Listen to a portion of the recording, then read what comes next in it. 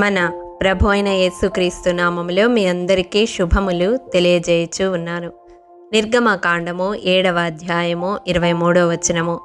జరిగిన దానిని మనస్సున పెట్టక ఫరో తిరిగి తన ఇంటికి వెళ్ళెను. ప్రియ దైవజనమా, ఫరో ఎదుట మోషే అహరోనులు దేవుడు చేయమని ఆజ్ఞాపించిన సూచక క్రియలు చేసినప్పుడు ఐగుప్తు శకునగాండ్రు కూడా తమ మంత్రముల వలన అట్లు చేయగా ఫరో తన హృదయాన్ని కఠినపరచుకొని జరిగిన దానిని మనస్సున పెట్టక తన ఇంటికి వెళ్ళిపోయాడు. ప్రియ దైవజనమా, నేడు క్రైస్తవులని చెప్పుకొనుచున్న అనేక మంది వారి కన్నుల ఎదుట జరుగుతున్న దేవుని కార్యాలను చూస్తూ వారి చెవులకు వినబడుతున్న దేవుని ఆశ్చర్య క్రియలను గూర్చి వింటూ లక్ష్య పెట్టక అన్యుల జీవితాలలో కూడా అలాంటివి జరుగుచున్నవి కదా, ఏముంది వ్యత్యాసం అని తలపోయిచూ ఉన్నారు. దేవునికి తమ మనస్సులో చోటియక, దేవుని మహాత్యాన్ని ఎరుగక తమ హృదయాన్ని ఫరో వలె కఠినపరచుకొనుచున్నారు. ఫలితంగా దేవుని తీర్పుకు గురి అవుతూ ఉన్నారు.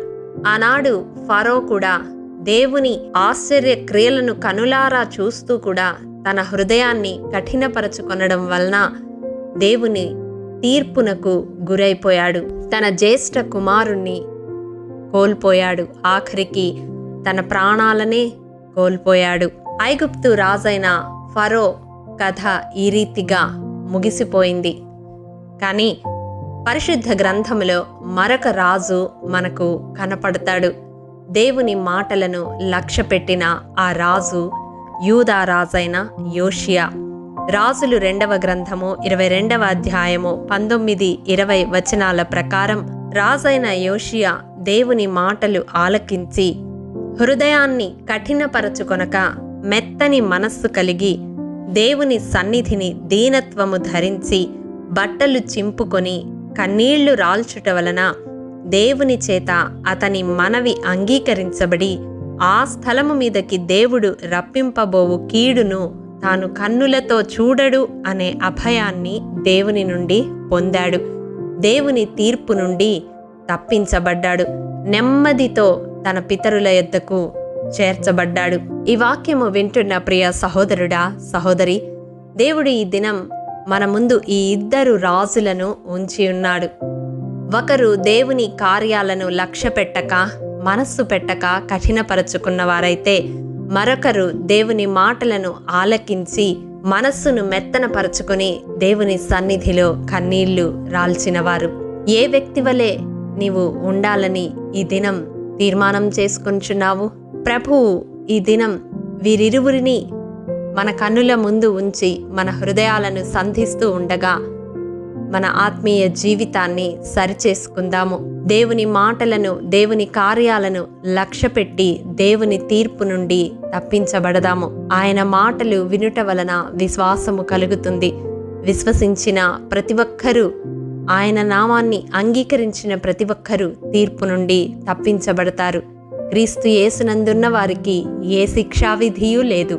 కాబట్టి అట్టి కృప దేవాది దేవుడు మనందరికీ అనుగ్రహించునుగాక. ఆమెన్. మహాఘనుడా, మహోన్నతుడా, మహాపరిశుద్ధుడా, నీ పరిశుద్ధ పాదములకు వందనములు దేవా. విత్తబడిన వాక్యమును ప్రతి హృదయములో నూరంతలుగా ఫలింపచేయండి.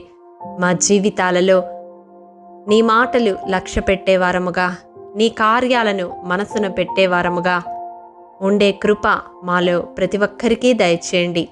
ఈ వాక్యము వింటున్న వారిలో కఠిన హృదయముతో, వాత వేయబడిన మనస్సాక్షితో ఎవరైనా ఉండి ఉంటే దయచేసి వారి హృదయాలను మెత్తనపరచండి. రాతి హృదయాలను మాంసపు హృదయముగా మార్చగలిగిన దేవుడవు నీవని అట్టి ప్రతి ఒక్కరిని నీ కృపాహస్తాలకు అప్పగిస్తా ఉన్నాను. మెత్తని మనస్సు ధరింపచేయండి.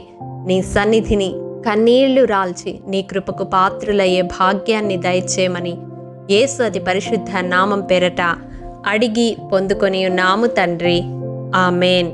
ప్రియ దైవజనమా, అనుదినము షారోన్ మన్నా ద్వారా అడగబడుచున్న బైబిల్ క్విజ్ ప్రశ్నలకు సమాధానములు ప్రతి నెల మొదటి వారము కామెంట్ బాక్స్లో పోస్ట్ చేయబడతాయి.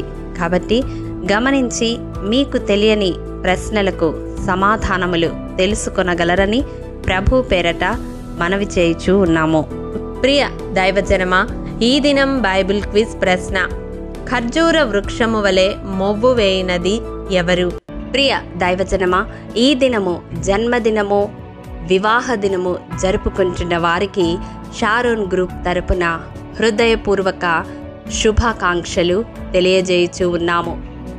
దేవుడు శ్రేయస్కరమైన ఆశీర్వాదములతో ఈ సంవత్సరాది నుండి సంవత్సరాంతము వరకు మిమ్ములను నింపాలని ప్రార్థిస్తూ ఉన్నాము. ఆమేన్.